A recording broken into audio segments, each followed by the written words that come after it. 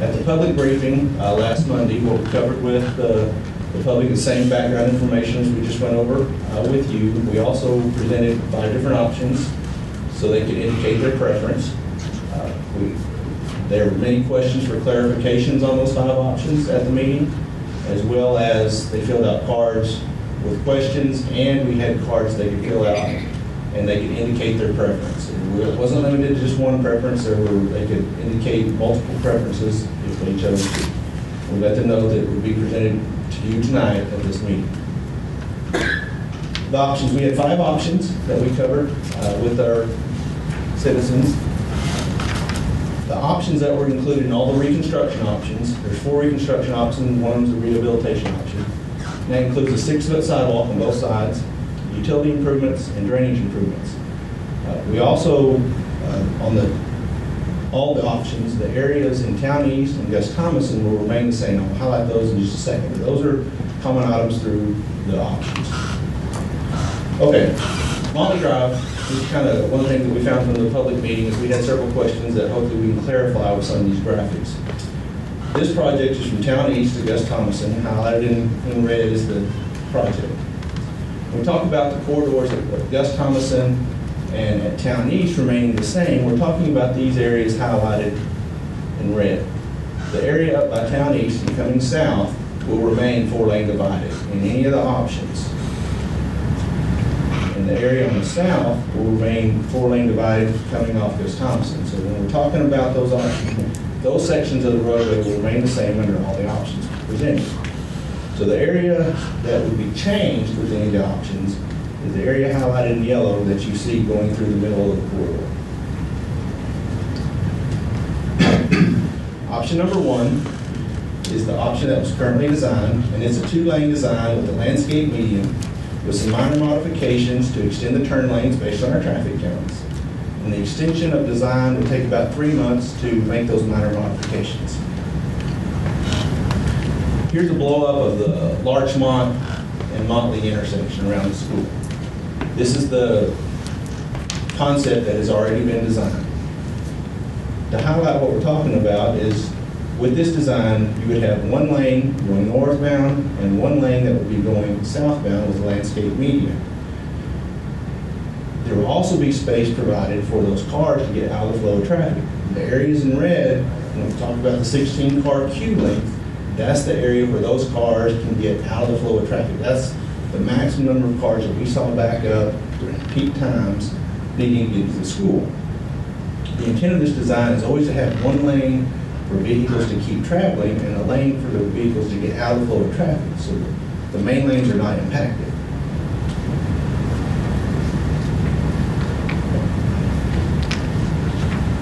With option number 2, it's a 2-lane design with a landscape median. We've removed the bike lanes from the option 1 and add on-street parking. Another blow-up of the Larchmont area showing this option. Once again, we would have the 1-lane continuous through lane in both northbound and southbound. We would make sure there's adequate room to get the maximum stacking outside of those lanes for the peak times. And the areas in purple are the areas where we could add on-street parking for the residents that front Motley through that area. An example of what we're talking about when we're referring to on-street parking, as we've said, on-street parking creates safety issues when a car is traveling and they don't know that vehicle may be parked in front of them because it's an active lane of traffic. On-street parking, to provide it safely, we can put what we refer to as blowouts, or there's medians that extend out so the oncoming traffic understands that that's not an active lane of traffic. This is just some visuals of what we're talking about with on-street parking.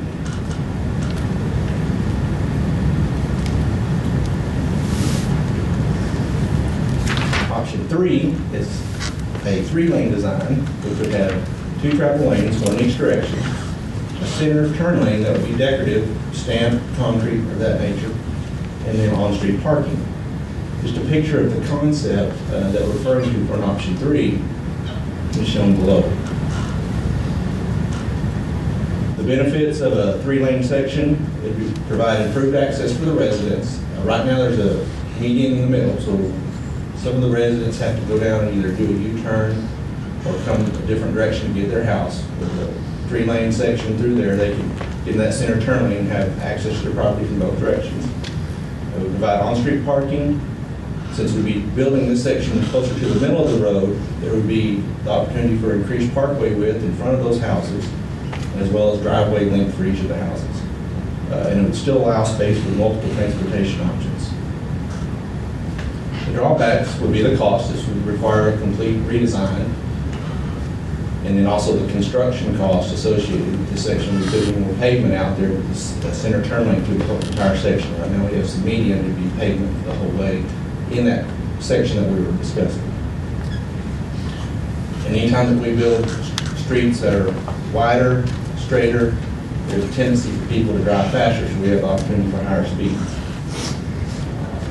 And option 4 would be the same configuration that the roadway currently exists. The benefits for this, there's a lot of residents who would like the same roadway layout. The drawbacks are going to be the cost. Once again, it's additional design, complete redesign. And also for construction, there's more pavement that we put out there than the option 1. There would still be the safety issue with unprotected on-street parking. It would be an 18-month time delay to redesign this section of roadway. And once again, the wider, straighter, opportunity for higher speeds. Option 5 is a pavement overlay, where we would go in and make spot repairs where there are serious failures in the roadway. We would fix those. Then we would mill and overlay the entire rest of the corridor with asphalt. The benefits, this is the least expensive alternative cost-wise. We would maintain the same roadway configuration. There wouldn't be any time delay because this wouldn't be a design process we would have to go through. So we could look at getting, we have interlocal agreements where we utilize for this process. The drawbacks, it still allows the unprotected on-street parking. We would still have reoccurring maintenance costs with this. And once again, we make it smoother. It's going to introduce higher speeds through the corridor.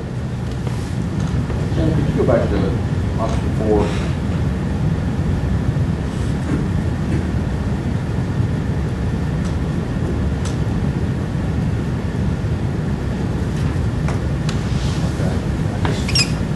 Go over that just briefly one more time. Option 4 is the same configuration that is currently out there. So we would have to completely redesign the project. This is a total redesign, rebuild. Yes, complete redesign and rebuild with utility and drainage improvements. That we're doing that with all the options except 5, right? Except 5, that's correct. What is the additional cost to do option 4? I've got that on the last slide. Oh, you got it. Yeah, I've got cost with all those in the last slide. Okay.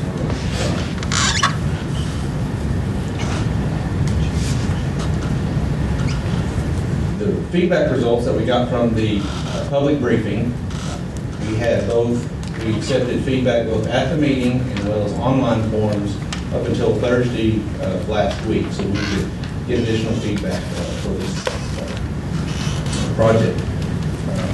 We had 96 individual responses, which we had 45 through the website, 51 at the meeting. The 96 responses, there was 80 households that responded citywide. So we had a total of 80 households that responded.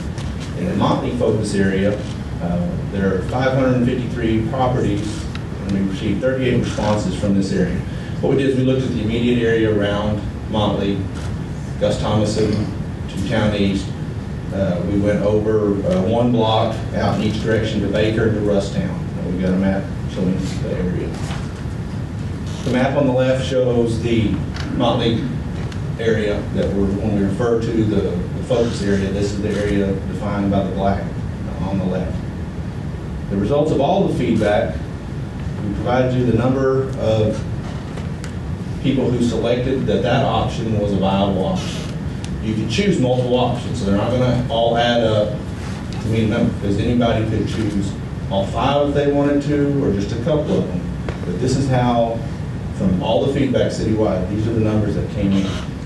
You can see that option 4 received the most feedback from all the residents.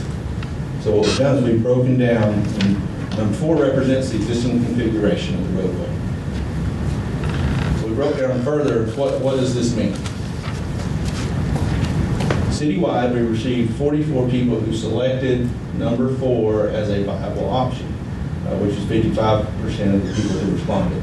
In the Motley focus area, we received 25 responses that this was a viable option, which is 66%. Now, breaking that down, because you can choose multiple options. The people who selected number 4, total of 25, there were 13 of those that said number 4 is the only option that they preferred.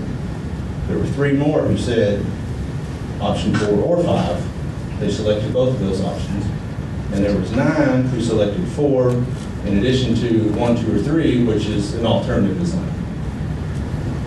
Of that total group, there was 13 that did not select 4 in any of theirs, so that they said that was not an option to them. The alternate configuration breakout, which is 1, 2, or 3, it's something different than what is currently out there. Citywide, we had 44 people who chose one of the alternate options, which once again represented 55%. And in the Motley focus area, we had 20 people who selected one of those, which was 53%. Of those that selected 1, 2, or 3, 20 of those in the Motley focus area, 17 decided 1 or 2 was one of their preferred, and then we had 6 that selected option 3 as one of their preferred. With this particular decision, there are some policy implications. One with our roadway designs. As we design our roadways, the implications for us moving forward are we designing our roadways to handle our traffic projections with what we have now, what we think it's going to be, or are we building to excess capacity that we think may never be there? If we anticipate traffic's going to be there, our recommendation is going to include capacity for that in the future. Are we also looking at the speed through a corridor? Or are we looking at trying to implement traffic calming? If you come from your neighborhood, as you go closer to the interstates, you notice that the roadways get wider, there's more lanes. And those are the roadways we're trying to increase traffic on. We design those features so when people want to move faster. However, in our residential areas, lanes are typically smaller, closer together. They have more features that are traffic calming in nature, the areas that we want people to slow down. So what are we trying to do with our designs? Are we trying to encourage speed through certain corridors, or we want to build in traffic calming features? And then also the consideration of the cost of excess capacity. Do we want to spend that money on this project, or do we want to use those dollars on our other projects instead of building excess capacity? The bicycle lane and sidewalk policy, we have a 2008 Trails Master Plan. I've got some more information following this. Our complete streets goal. One of the considerations is our Dallas County MCI program. That's their major capital improvement program. A lot of our projects coming in the future are cost share 50-50. For our selection in those, they want the elements of having complete streets, trails, alternate transportation methods in those projects. That's why we got accepted in some of those projects. As well as looking at building features, roadways for our next generation of residents here in Mesquite. These are the features that planning and all of our surrounding cities understand that our next generation of buyers are looking for these features in their homes, in their areas. That's what they want in their future housing needs. Just going a long way. And then on-street parking. It really is a safety issue anytime that you're parking in an active lane of traffic. If you don't know that's an area where people park, you come through there and you can either rear end somebody, or for the people who are parking there, unsuspecting drivers come through an area it's not a safe situation. And also, where are we going to allow on-street parking? As you move closer to the freeways to move through town, we want more speed, we want people to move through the corridor. And so are we going to allow parking in those areas where we're trying to move people through rather than in residential areas? And then the need and the taxpayer costs associated with building that on-street parking. Just to kind of highlight, I know there's a lot of questions on Motley about the on-street bike lanes and even the sidewalks. those elements were not designed just for Motley. They were not included just for the Motley project. This is just a quick shot of our 2008 master trails plan that shows the on-street bike routes through the city. So there's a planned network throughout the city of on-street bike lanes. The Motley area is highlighted in red for this particular section. Like any of our master plans, this lays out where do we want Mesquite to be in the long run. And as we make decisions on each individual project as they come up, it helps us make decisions that are moving us toward that long-range goal. So that's when we talk about those policy decisions. This is what we look at, because this is what long-term, there's a vision that's been put out there that this is what we're moving to. So it's not just for that particular corridor, there's a vision for the citywide on how there's on-street bike lanes going in. This graphic shows a lot of the trails. The blue and purple lines are smaller trails. The yellow lines are our major trails through town. Once again, moving toward the long-range goal of the city on how we're going to have a trail system. The Motley area is highlighted in red to show you how we've made improvements in that area and then still have things in process that are moving toward those long-range goals. The first project is the Heritage Trail that just got completed, showing that this portion has already been constructed. The second phase of that project is already under design. We also have projects, Military Parkway Trail that goes from downtown to Rodeo Center. That's a Dallas County MCIP 50/50 project. And then we have the Military Trail and a trail uptown east that was recently approved in the TAP grant program last year. We brought to you where we were awarded those projects. Those are currently in process and under design. So this is what we use moving forward, trying to get to the long-range goal as shown in our planning documents. And it's not only for us, this is what all the cities do, and we, through the North Central Texas Council of Government, we look at those opportunities to interconnect. So we give our residents the ability to go use alternate transportation to get to different things in other cities. And all the areas that are circled in red are those points where we connect exterior to other communities and their trails that they have planned. So they're coordinated. We're not building something that just goes up to the city line and stops. And just a recap of the options that we have. Option one, that's the 2-lane design with landscape median. Our current estimated cost is $7.6 million. The modifications that we discussed would be about $100,000. Option two, which would be a modification of option one with some on-street parking and moving the bike lanes. The increase in cost would be around $400,000. Option three, which would be a complete redesign. The estimated cost increase is to $600,000. Option four, which would be a complete redesign in the existing configuration, is estimated at $1 million. And option five for the overlays, estimated cost of $250,000. What we're requesting is direction from the council on which option you would like us to move forward with. Thank you, Tim. That's what we're here tonight to do. We're going to go around the table. So just reported, just Bill, I'm going to let you go. Okay, all 5 options have the 6-foot wide sidewalk. Except for the option 5, we wouldn't be reconstructing. We would fix any areas with what is there and make them ADA accessible, where we wouldn't rip them all out and replace them. So the first 4 will have the 6-foot sidewalk. Yes, sir. We can kind of put that out, right? So, option 4, which the folks that responded seem to like that one the best. Do the back lane go away with option 4? Yes, sir. Not included. Back lane goes away. What happens to the median? It's the same configuration as out there now.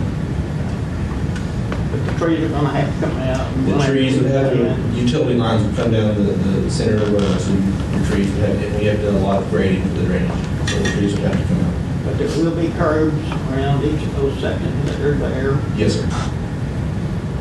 That's all the questions I have, thank you. No, just questions. Huh? Do you have a feel one way or the other?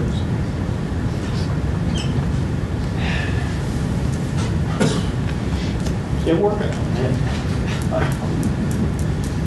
Okay, one I on wish, this I side. wish the number was larger of people that responded to it. And then also, we need to look at down the line, this is gonna be good, not what's good for right now, but for the future. So, a lot of things to think about. There it is. We're hoping to come to some kind of resolution tonight. We'll go around the table. I'll have some thoughts. Dennis? Question on your additional costs. Do those numbers include engineering and construction extra costs? Yes. Okay, so $1 million in option 4 is the cumulative amount of the extra, the re-engineering and the extra construction cost. Yes. Okay. And first on the cost, they're rough numbers. We haven't completely designed, so they're just estimates. I'm leaning towards option 5 there. Okay. Greg, any comments? I have a few questions. On option 2, I know it says it eliminates the bike lane, eliminates the construction of it. Is the right-of-way still there to come back later and do the bike lane?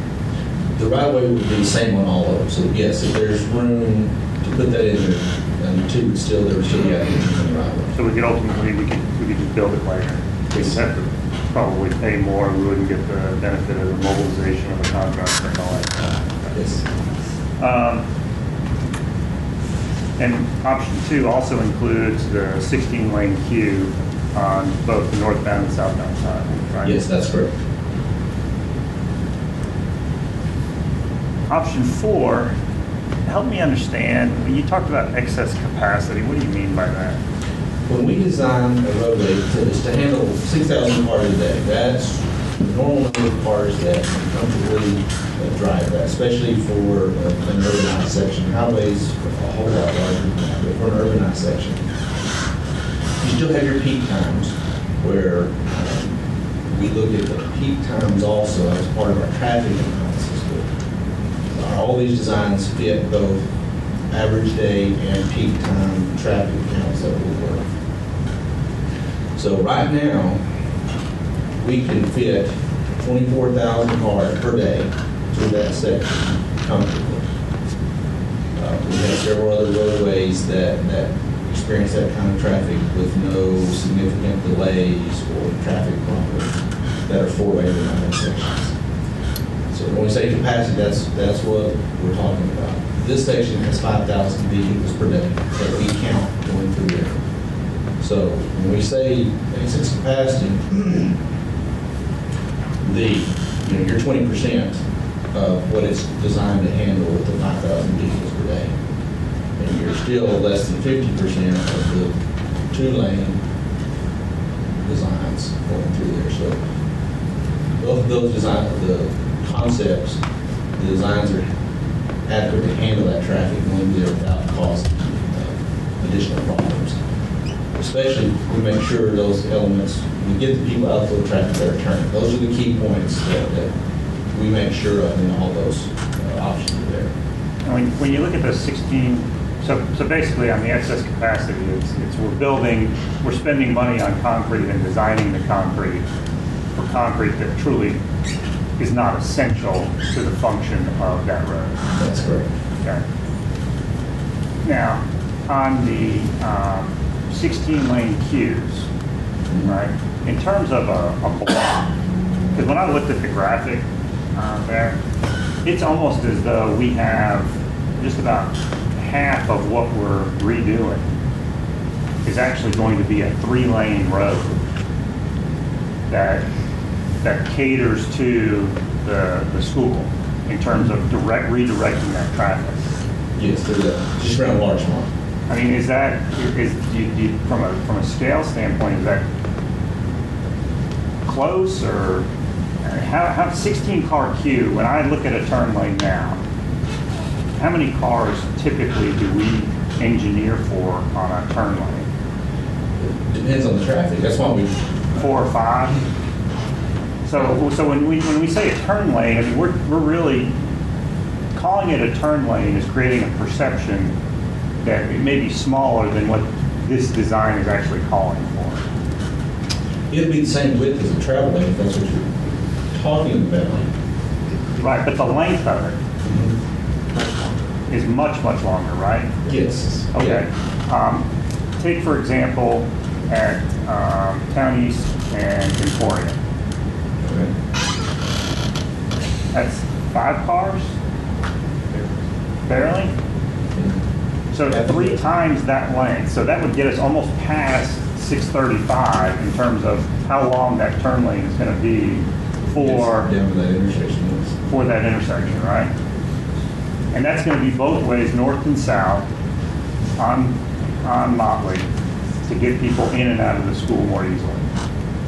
You get them out of flow of traffic on Motley. Okay. All right, thank you.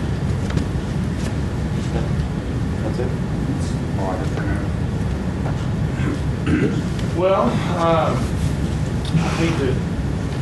hate that we're here. I wish we could have figured this out sooner, but I take just as much responsibility. I voted for that plan because all I knew was we needed to get into Motley, and that was a good thing at the time, but then realized that we didn't get the proper input from the neighborhood. Obviously, we're here where we're at today. But for me, I don't discount studies and input from professionals. I'm still harping around my mind around decreasing the lanes with the apartments down the street and a busy school and growing areas. I struggle with that. I empathize with the neighbors on that. Things like bike lanes and things like that for the future, I don't think that's something we shouldn't look at, but in a deteriorating area where we're getting older and more rental properties, and it seems like getting back to basics of code enforcement and crime fighting, things like that, are what will bring us future better citizens for that area. I don't know that putting a bike lane in an area that is right now struggling, I don't know who will ride those bikes down the road. So with all those things together and the feedback from the neighborhood, I don't like the price tag, but I tend to lean towards option 4. Thank you, Mayor. Well, I guess I'm probably going to be the one person that still is going to stand up for number 1. I think we're putting a Band-Aid on what needs to be really fixed. I think that this is sort of like Creek Road that was overlooked for so long, so many years. And we just went through a bond election to repair our streets, to get our neighborhoods to looking better. I'm still leaning toward them.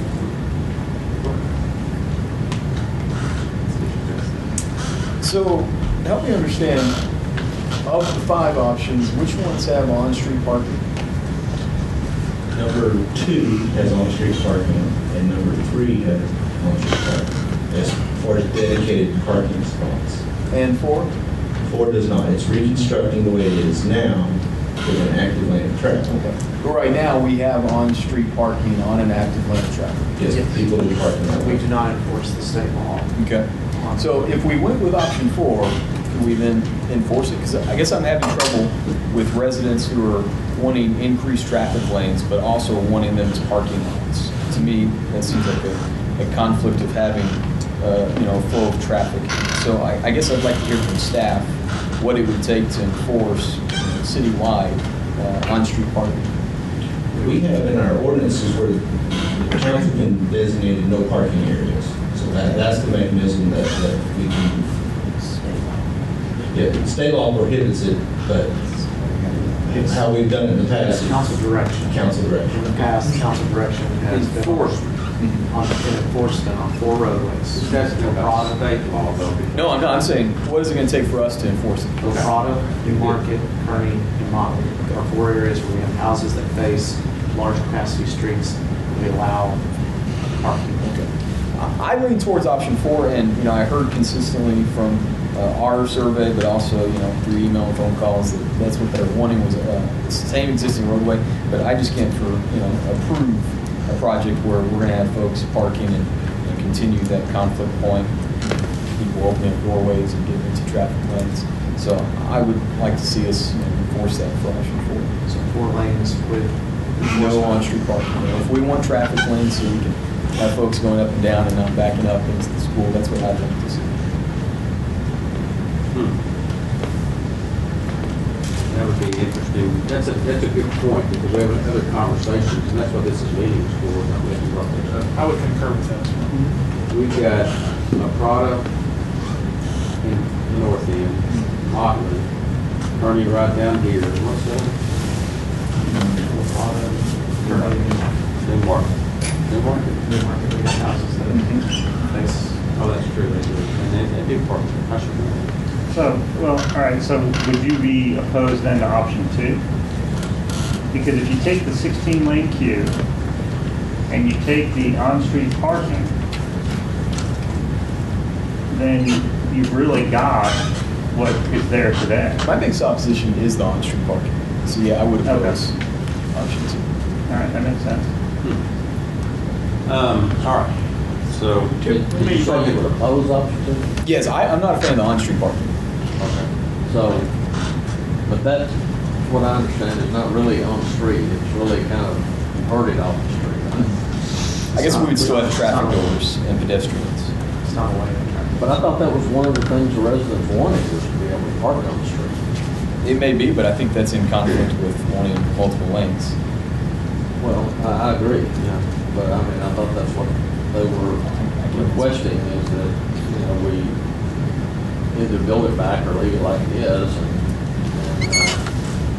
so they could park in front of their houses, or not, if not them, then their district. Because they have rear entry garages, and they can't park in the yard, so. I mean, that was my understanding of their. I just don't know it's consistent. Well, it's not. And I understand what you're saying, but I'm just saying, if y'all are in favor of giving them what they want, then that's not giving them what they want. Sure, I didn't try to convey that I was. Okay. you're supposed to say something, Bill. Well, number 2, the photo of number 2, I wish we'd have had that photo at the meeting in Tosh last week. Because that makes that look more attractive, to have that protected parking, I'm leaning towards option 4 myself, even though I like option 2, but if 4 is what we should decide on, and we tell the folks that live up and down Motley they can't park in their house, they're gonna be unhappy with that. But I think that's the thing, they feel like they almost have to have it, the only way they can. It will be a racetrack. Do what? It will be a racetrack. Yeah. Because I live on one. Well, it's folks, yeah, it is. So, We're looking at trying to determine, and staff is looking at us for direction in terms of future developments of many other roadways here in town that are collectors that have 4 lanes and 2 lanes. These are the options they prepared for us. From turning lane situations, my curiosity, my question becomes, if we're concerned about the facing of the houses on the street, and we also have cues from elementary school, from schools, then, are there, regardless of what we do, we're building turn lanes to take care of the schools. We're building turn lanes that's going to consist of 4 lanes of traffic through certain points. Has any consideration been given to having those 4 lanes at that intersection, backing up to your point, however many feet it takes to do that? I don't want to go in and completely redesign everything when it comes to traffic, but giving the turns and the options in there, doesn't that pretty much cover all the houses up and down through there anyway? Almost? Covers a lot of them, I think, from the graphic, and I don't know if it's to scale or not, but there were a few that seemed to be kind of outside of the turn lane area. Yeah. You're still looking at almost, to your point there, see the one black section of it? Yeah, Is there a way to take that graphic and add the other sections? Because because there's the 4 lanes that are coming from town east. And what I'd be curious to see is where that 4 lanes from town east ends and where the 6 lanes, or where the turn lane, 16 stack turn lanes pick up. It's from the other direction, I think, but I'm just looking at this thinking, if you've got, if you need to provide the lanes. Right, so where's Green Hill on that, Yeah, right? here, this is Larchmont. Okay. So, this section from basically this point here, north to here, that's the section that would have the 4 lanes. Because of the, This would be the 3 lanes. well, this is the 3-lane option, but you do a dedicated turn lane plus a through lane, it's Right. effectively 4 lanes. Yeah. I was thinking going north. Okay, so you're going north from Larchmont. Okay. Right, so your 16 car stack is for those cars traveling southbound to get them to turn onto Larchmont. Yes. Is it go further than that intersection right there? Or is that it right there? That's it. Okay. So we've got about 3 blocks, and how many houses there front Motley? Only houses that front Motley are 13 houses, just right here in the south. That was another consideration, was if you need the lanes for turning anyway, you're gonna put the concrete down in all the selections. You know, what's not to put the lanes in for the turn to help with the traffic, just in those positions there. That is the options 1 and 2. All right, suppose we do this road, and it ends up being just a big, if we used option 1 or option 2, and it just ends up being just a big mess up there. We still have the right of way to add the capacity, right? Yes. We could spend more money to remobilize a contractor, but we could go in and put the lanes in, right? Yes. If we overbuild the road for excess capacity today, we'll be spending $1 million that we may not need to spend. That's correct.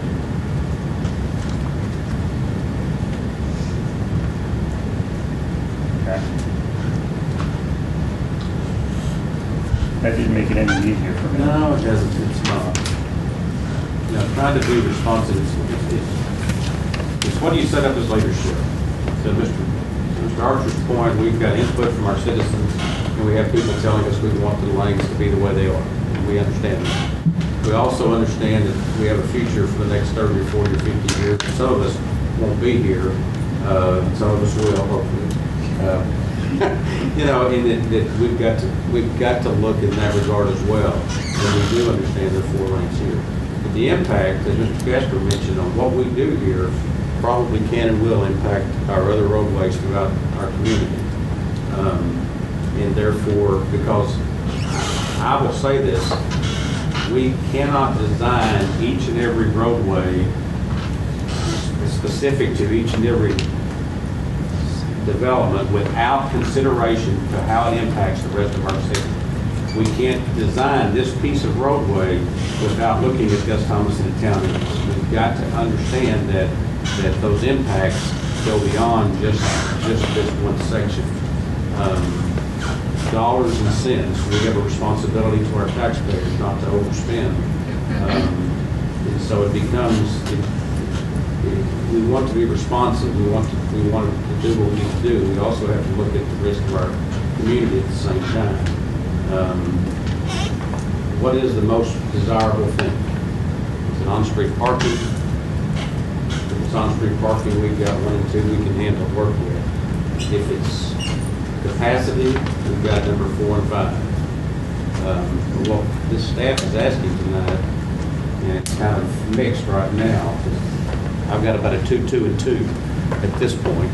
There's always the ability to add capacity if we need to. Yes. Everybody's swearing on a stack of Bibles. When it's designed, we still have a median area. Right-of-way width is not changing. So there's currently 4 lanes out there, so depending on where that would go, yes, there's. It would just cost us more money to do it then Yes. as opposed to now.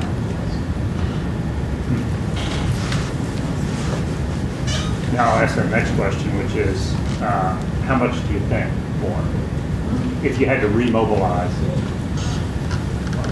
You have to It's got- redesign two, Right. remobilize, so you're at least $1 million. That's the cost difference to build it now. Right. And that's it. Well, I'm assuming I'm going to be spending at least $1 million. At least $1 million, so. But on top of the $1 million, what do you think it might be? And time costs money. When we do it, it's going to be more expensive each year that goes by. So, it could easily double. It could be in the $2 million range. That would put a pencil to it. That would be more, my best guess is more than $2 million. That's only a worst case scenario, right?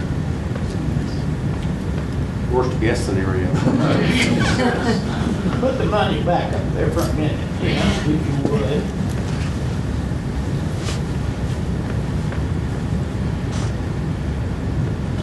So the difference between option 2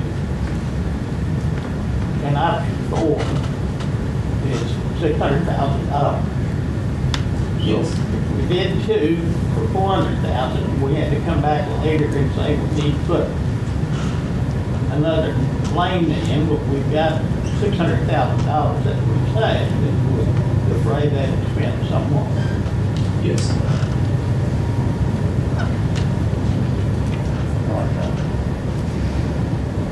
And actually, it might, with the on-street parking there, you might have, I mean, is the on-street parking going to be designed to carry the same load as the right-of-way, the roadway? Structurally, yes. So really, you'd just be taking out those dividers and working from there. Yes, to make it true. And we've heard a lot about the feel of the area. We know that we're rebuilding the middle. We know that the trees have to come out because you can't do the water and sewer work without doing that. And the single lane design gives it that residential feel that we keep hearing. That is one thing people say a lot of. It does. You got the traffic calm. Right. You got the traffic calm. You got the capacity in number 2. You got the parking in number 2. You got the residential field in number 2. I mean, it creates a lot of opportunities. I will say this: we are not going to make everybody over in that neighborhood happy. We are not going to make everybody in the neighborhood happy. We're trying our very best to come up with leadership in this direction that will allow for us to hopefully move forward in this community. And I think that that's what we've got to do tonight. And I'm going to ask them again, guys. They're looking for direction. I may just ask you to tell me 1, 2, 3, or 4, or 5, and so that we can at least get something. I like option 2, and I'm trying to keep with what the neighborhood, or at least those 13 houses want. Yeah. You know, I actually like option 2, but only 11% is the lowest percentage of anybody, of any option, of the votes were given the option 2. And option 1 actually had a higher. I know, that shocked me. If I could, when you're looking at the numbers, be sure and try to look at the breakout within those numbers, because they can choose multiple options. Number 4 got the most selections as a viable alternative, but the breakout shows that within that it was still divided, that there were still 25, 13 said only option 4. That's the only thing they wanted. 3 more said 4 or 5, which is the same option.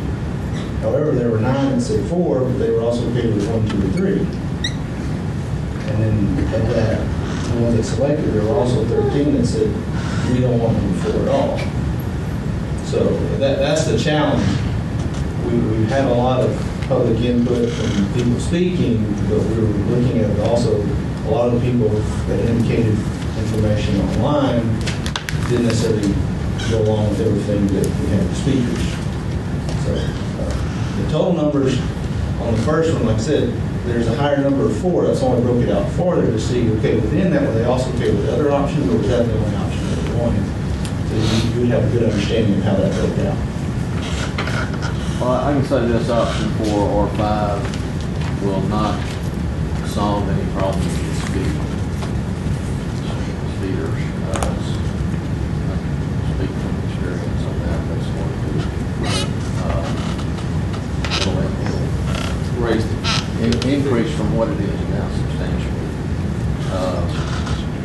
So either one of those, especially if there's no on-street parking allowed, they'll give them 2 full lanes to race that mile stretch from our counties to Wisconsin. How far is that? Is that about a mile? Oh, yeah. I think it's slightly under a mile. Oh, it's slightly under a mile, okay. Well, if we do option 4, and we say you can't park in front of your house, that's not gonna help those 13 homeowners there. And if I lived in one of those 13 houses, that's not a good option. Or 2 does at least allow them to have parking there.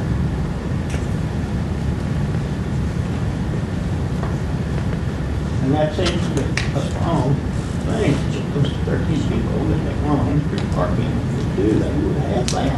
Right. I was just looking at the votes. It was the lowest. I wonder the lowest percentage.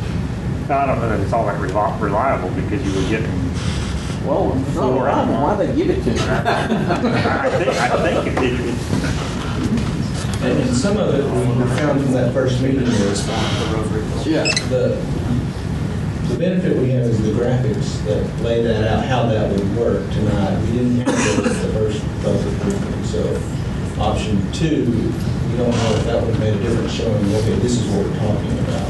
We had lots of questions that pertained to that, but we didn't have those graphics. Well, option 3 doesn't have on-street parking, because option 3 It does. turning lane in the middle. And option 3 doesn't, yes. But is it the same as the example we saw in this picture? But that's just, yes, it can be done. Okay. Because,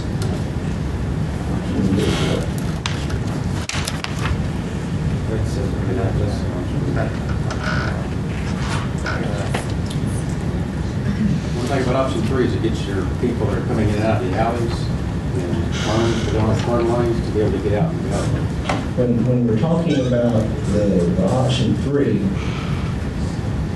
with 1 or 2, with all the other options, there's a center median still there. Option 3 would be constructed in the middle, so we still have that adequate right-of-way to provide on-street parking in front of the residents.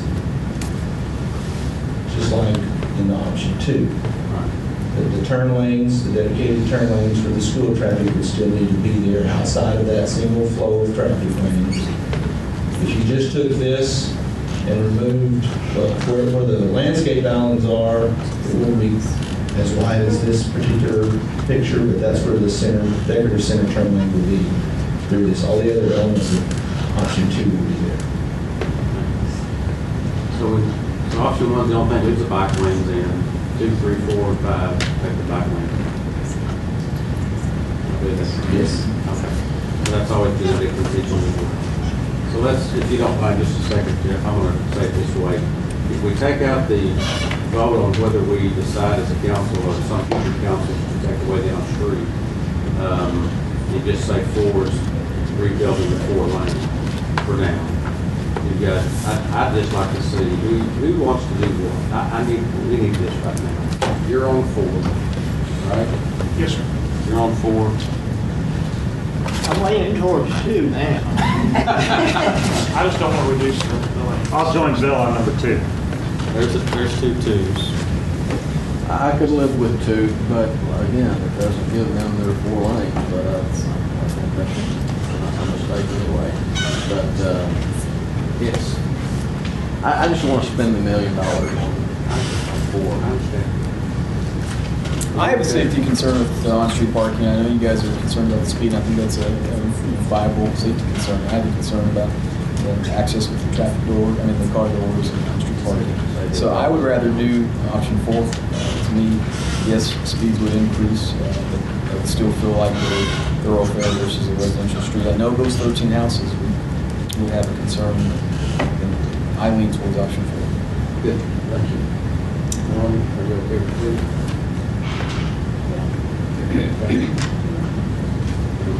Two's fine with me, that's enough right there to move forward, is it not? Okay. There you go. continue to massage and work this. I think it's great. It's a great opportunity. Yeah. Let's take a 5-minute break and we'll finish the last two.